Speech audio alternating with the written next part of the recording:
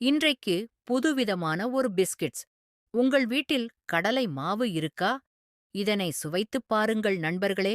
முதலில் 300 கிராம் கடலை மாவு எடுத்து அதில் உங்களின் இனிப்பிற்குத் தேவையான அளவிற்கு சர்க்கரை மிக்ஸில் அரைத்து பவுடர் போல சேர்த்துக் கொள்ளுங்கள். சமையல் சோடா 10 கிராம் ஈஸ்ட் 3 முட்டை உடைத்து ஊற்றி நன்றாக கலக்கவும். தேவையான அளவு தண்ணீர் ஊற்றி கலந்து சிறிது நேரம் மாவு புளிக்கும் வரை அப்படியே வைத்துக் கொள்ளலாம். பின்னர் ஒரு கடாயில் எண்ணெய் விட்டு சிறிய கரண்டியில் மாவை ஊற்றி நன்றாக இருபுறமும் பொன்னிறமாகும் வரை வேக வைத்து எடுத்துக் கொள்ளுங்கள். பார்க்கவே நல்லா இருக்கு. சுவைத்துப் பாருங்கள். அருமையாக இருக்கும். குழந்தைகள் மிகவும் விரும்பி சாப்பிடுவாங்க. உங்களுக்கு இந்த வீடியோ பிடிச்சிருந்தா லைக் பண்ணுங்க, ஷேர் பண்ணுங்க, சப்ஸ்கிரைப் பண்ணுங்க, பெல் ஐகான் கிளிக் பண்ணுங்க.